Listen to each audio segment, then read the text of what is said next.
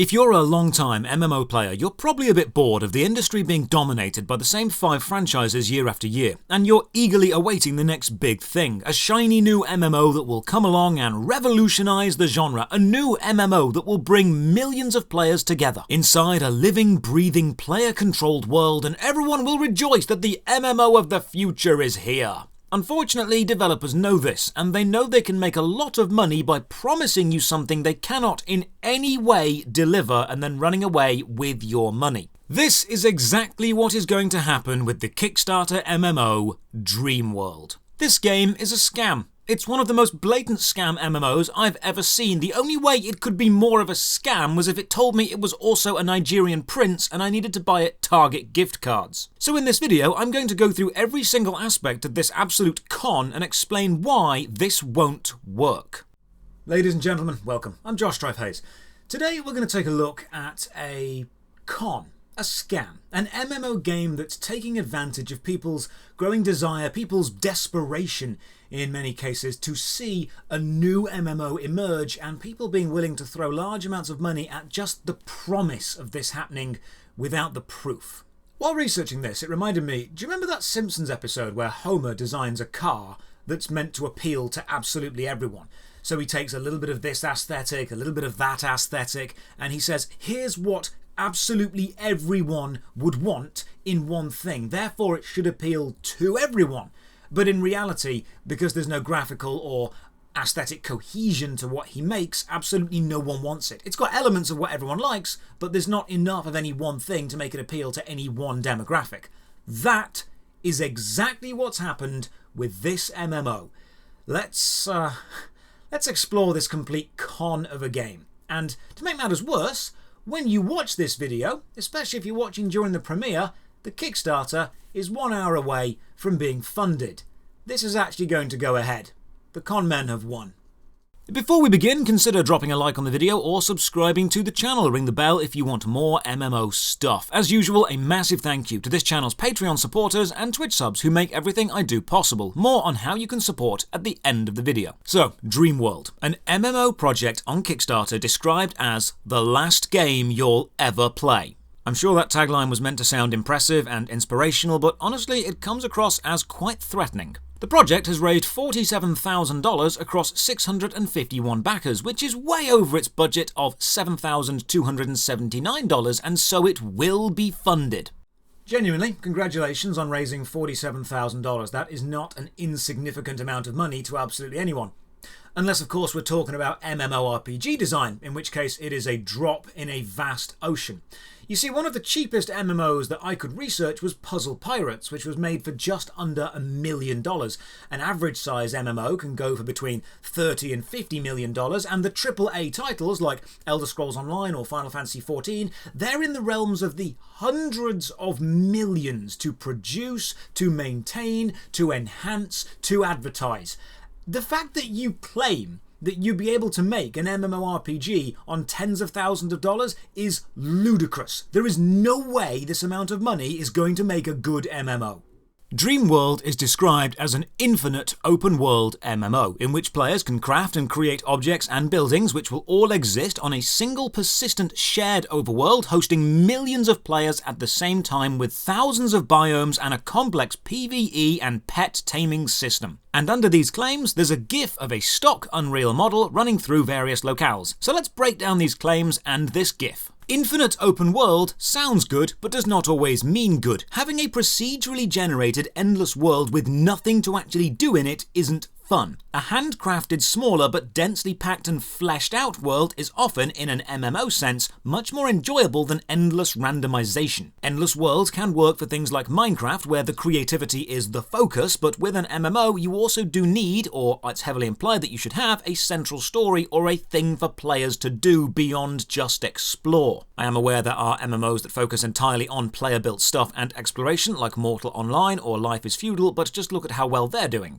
The crafting claim sounds fine, but we'll look at this later and realise it's not. How about the one world with 1 million players? No. Just no.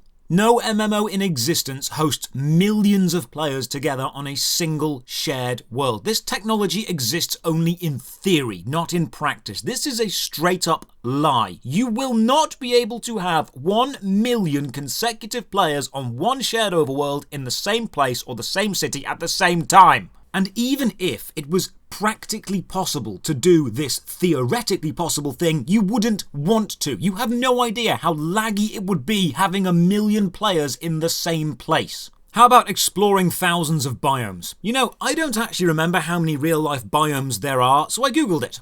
5. There are 5 biomes. Now I know in the GIF we also see Candyland, so I'm excited to see the other 1,994 biomes they're somehow able to come up with. And no, I'm not counting things like Victorian or steampunk or dieselpunk or sci-fi as a biome. That's an aesthetic. A biome is a unique biological place. Show me thousands of them, and I will apologise for calling you liars. Then the claims of PvE and animal training. Yeah, this is possible, but not on the scale they're discussing, which we'll look at later. But can we just look at some screenshots of this GIF? You've got snow, forest, mountain path, river, glade, and Candyland. My issue with this is a lack of consistency. The Candyland looks so out of place. There's a lack of graphical cohesion already. Even the animals standing in a group together in one shot. You've got a relatively realistic dog standing next to a mythical unicorn seal spinning in the water. This situation reeks of someone who just bought a load of unrelated asset packs, slapped them together and called it a day without bothering to check if the styles actually blend together. It's garish, it's clashing, it's not coherent.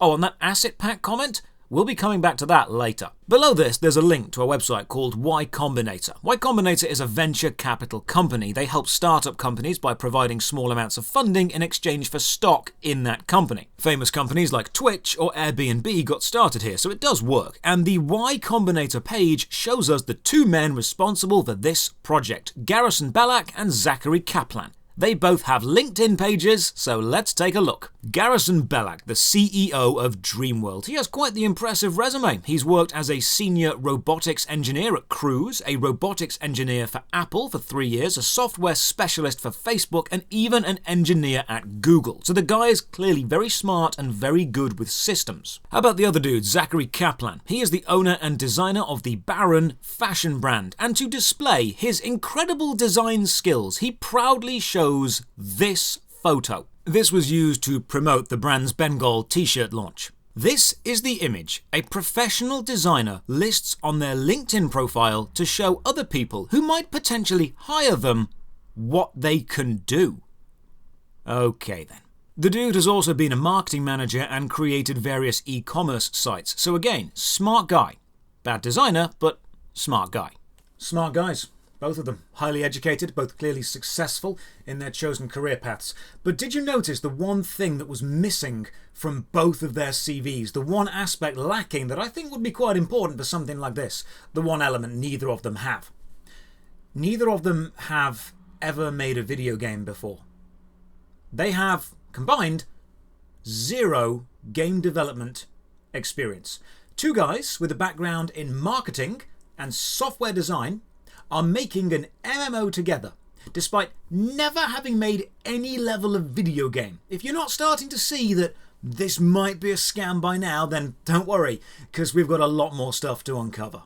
Back on Kickstarter, they then say, we know MMOs cannot be built for just 10k. But don't worry, because they've secured funding from elsewhere. They say they are confident they will be able to deliver the product promised and beyond with the money they already have secured. You got any proof of that?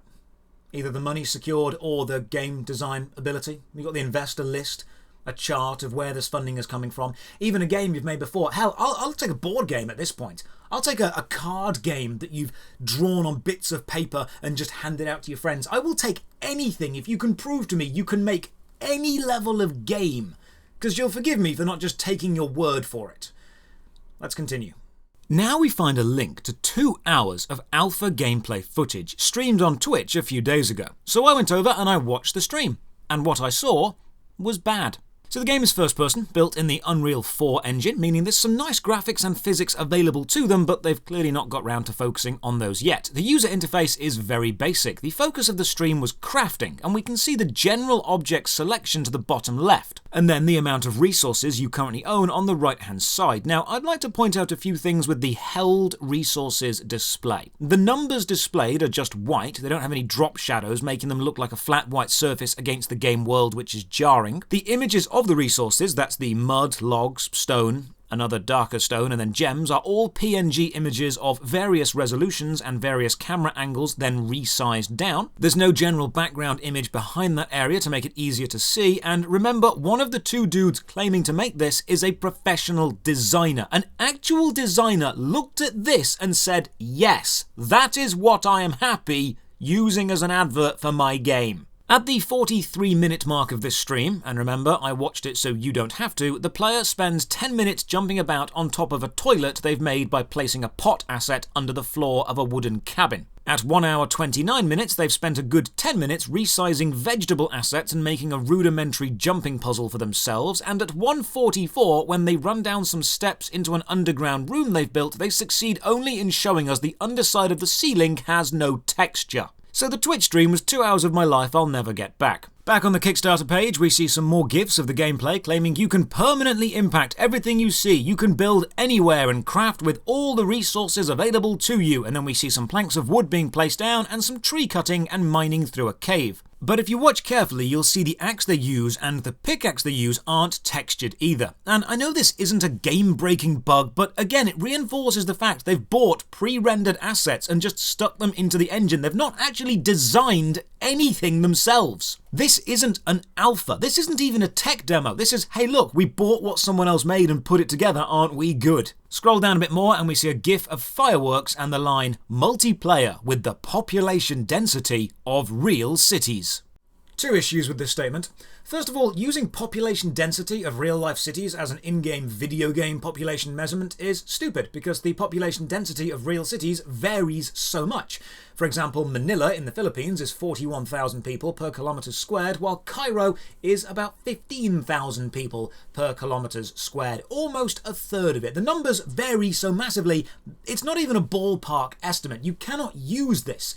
And what annoys me most about this, and this is the second reason, is you claimed the game world would be infinite. It's infinite. It never ends. So the population density of any city only remains high if players choose to stay in that city. But you've made your game world infinite, and if players value that, they're going to be exploring and going off to the infinite edge. Do you understand how this works? Given the nature of infinity, the population density of every city in your game is inevitably going to end up as 1. Where players just explore around. Back on the Kickstarter, another GIF saying how you can raise and tame thousands of different animals by finding pets or eggs in the wild, then bonding with them. Or as the GIF below it displays, you can get eaten. Two more issues here. First of all, thousands of animals and eggs. Okay. There are currently 1,417 pets available in World of Warcraft, and there are just over 900 different Pokemon. Dreamworld is claiming it's going to be able to launch with more tameable and interactable animals than both Warcraft and Pokemon combined, which is something I have a pretty hard time believing you're capable of doing. The other issue is the GIF of the monster that says, every encounter can yield either a friend or a foe. Your actions decide. But if you watch the GIF, you'll notice the encounter is the enemy walking up to you, and in one case the dude gets eaten and has his head bitten off, and in the other he just jumps onto the beast, which is now instantly tamed. So your actions seem to be, can you press jump at the right time? Thrilling animal taming you've got there, game. Just thrilling. Then we've got 3 stretch goals they thankfully didn't manage to hit, and below that a few additional pledge exclusives, an elk, a fox, a spider and a panther pet. Then 2 exclusive day 1 mounts, the Dreadlord or the Dreamlord. Both are the exact same model of horse, textured in either lava or ice. The description text then says that each faction has an exclusive steed within the faction and faction-specific achievements, and this is the first time we're hearing about factions, so maybe they forgot to add that in, or they didn't realise they made it such a big thing. Now we reach one of the worst design decisions ever made in any game ever. Not mechanically, but graphically. Now we see the Pantheon, a central structure in the main city, which is lined inside with some blue marble walls with golden names displayed on them. These names are the Kickstarter backers, and the more you pay, the larger your name appears. I'm not going to pull any punches here. This looks awful. One of the two people making this lists himself as a professional designer, and his best idea was sparkling baby blue marble with reflective gold lettering for names, and then to make all the names different sizes based on the Kickstarter support amounts. I'm sorry, but this is the kind of thing you do when you know your game isn't going to last more than a month. Nothing pulls me out of immersive fantasy faster than garish design choices and seeing the name Dreamworld Lover _21 burned into a wall for all time. This is horrible. This is the kind of thing I'd expect to see in a high school student's first ever adventure game. This is not a professional game design decision by a long shot. Then we see that people who buy houses get even bigger text and a plinth with their house on it, which tells us that housing is a paid-for system, and that will mean eventually the shared overworld will run out of space for houses. If you want to see what happens to a shared overworld permanent housing situation, go and play Mortal Online 1 or Life is Feudal or Dead Frontier or Shroud of the Avatar, because I've played them all on my worst MMO ever series, and shared overworld housing always ends up devolving into garish crap. A bit further down, and this just makes me laugh. Look at this. The game advertises how you can make not just your own in-game items, but actually your own 3D models within the game, then share them round, but it also adds, if you're not artistically inclined, you can import 3D models from anywhere online. That made me laugh, because what we're about to see is this is exactly what the designers of this game have done. They haven't made anything. They've just imported pre-made assets. I scroll down a bit more and I read the dumbest sentence so far. Everything is outdumbing the previous thing. You see, there is a housing system. It means you can build in the overworld. But it's random where your house gets placed. Then they state if someone hasn't logged in within 6 months, they'll give the plot to someone else. But if you come back, you'll get a new plot. Earlier you said your game was infinite, and now you're saying the main city is going to be pushed for space. You're going to actually remove people's buildings if they don't log in 6 months to clear up space. What is it? Is your game world infinite, or is it going to be so limited in space you need to get rid of people's old houses? Because if it is infinite, just move that house to the edge of the city and keep expanding the city. Right, now let's move on to some more technical specs, and while this isn't exactly my area of expertise, I have asked a few security experts about it, and this whole thing sounds very, very dodgy. Multiplayer infrastructure. We are not using Unreal Engine's native multiplayer. This is one of these secret sources that allows us to scale to so many players. To summarize the tech, we don't have a centralized server model, which is what nearly every other game has. We instead run Dreamworld as a distributed system, where it mostly runs on everyone's computer. You can think of it like everyone having their own parallel dimension of Dreamworld, and they all quickly synchronize with each other. This technology is pretty much invisible to the player. They can't tell the difference from a central server model, but it's what allows us to scale to so many more players. But could this leave the game potentially vulnerable to hacking? That is one of the challenges, but it's solved by having what's connecting everyone validate the input of what the clients send. This is actually the same as how all multiplayer games handle hacking.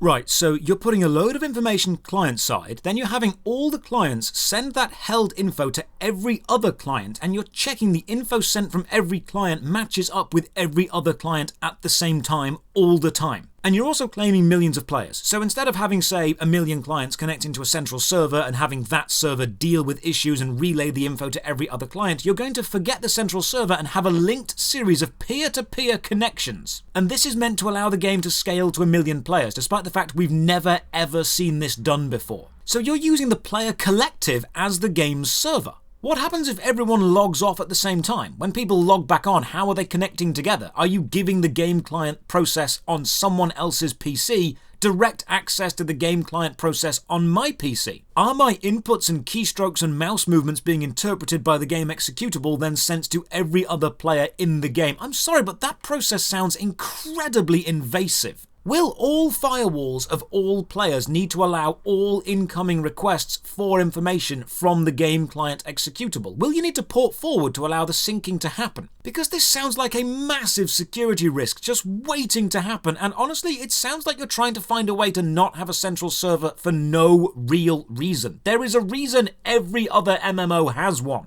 It allows the company direct control over the information sent and received and allows updates to be distributed to everyone at the same time. I don't know what advantages this system you are claiming to have access to would have. All it sounds like is you don't want to pay for server costs, so you're using peer-to-peer hosting for an MMO. Now that's the majority of the information we can find on the Kickstarter main page, but now things start to get real juicy. Let's go and read the comments and the FAQ section. When one player asks if the game will be PvE focused or PvP focused, the developer says it will be PvPvE, allowing players to duel and fight each other or to fight computer-controlled enemies.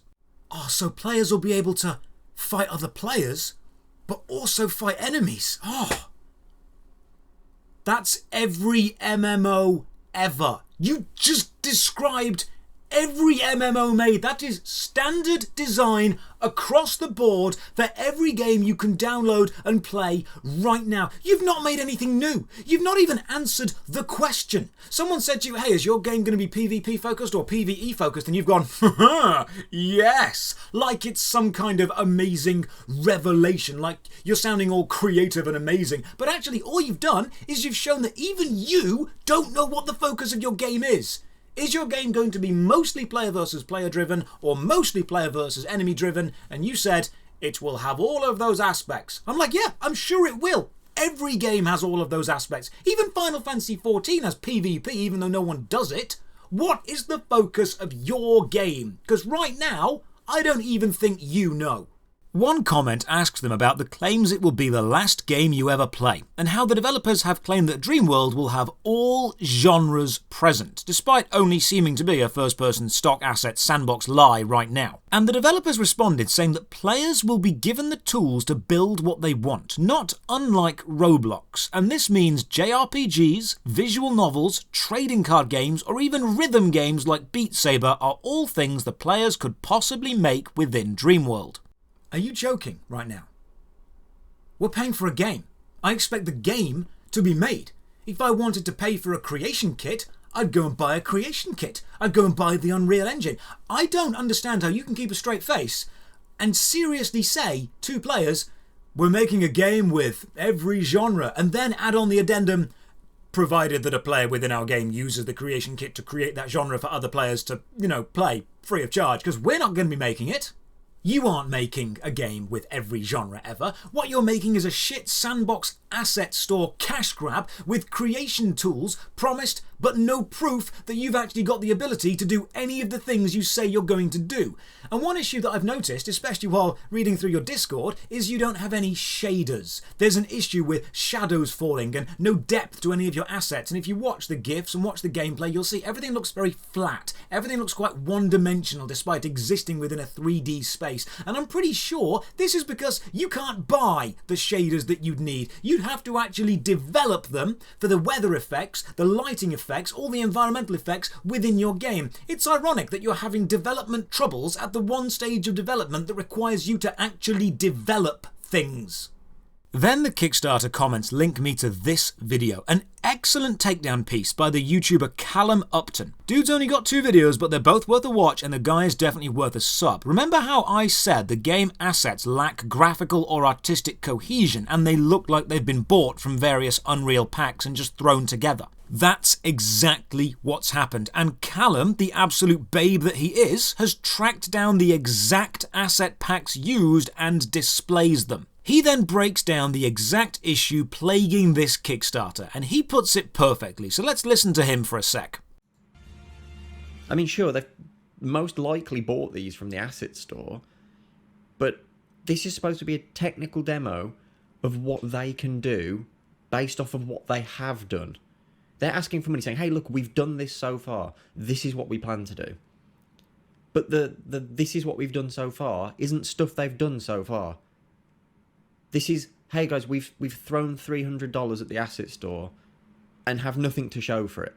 He then has a follow-up video where he reveals that Kickstarter has removed the Projects We Love badge from Dreamworld, which means they've stopped supporting it as much, but they've not actually removed it. Because remember, Kickstarter gets a cut of any money raised, and, it's raised the money, so Kickstarter are still getting paid. Why would they want to take it down? So now we've covered specifics, let's take a step back and look at the bigger picture. Two guys, one with a history of software development, the other with a history in marketing, decide to make an MMO despite having zero game design experience and absolutely no credentials in design. I know one of them claims to be a designer, but let's be honest here.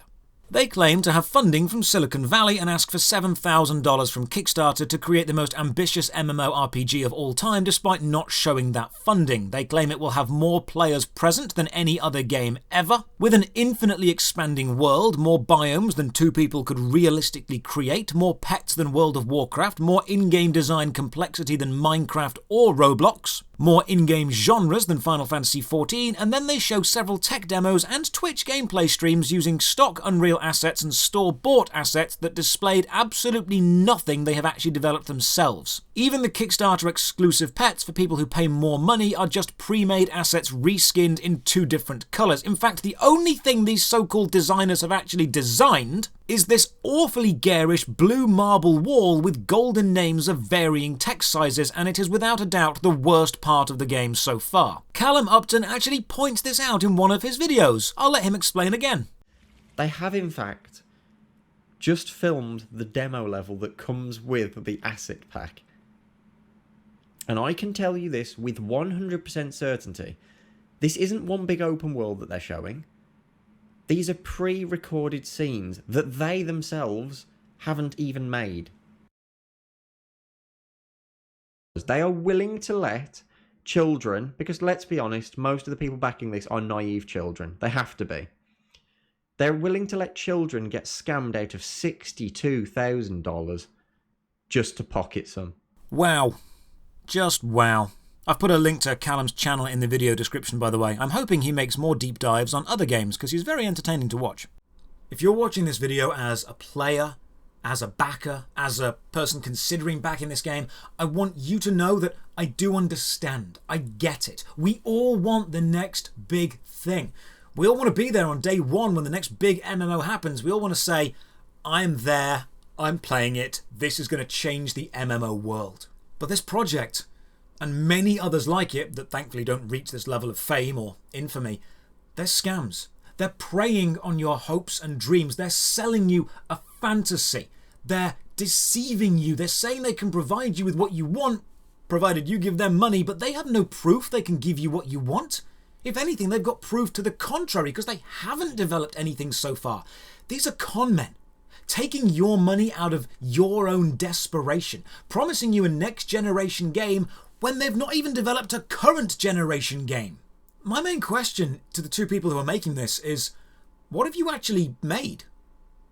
Yeah, you've bought some pre-made assets. You've probably fronted the money to develop this tech demo, which is actually just a showcase of what other people have made in the Unreal Engine.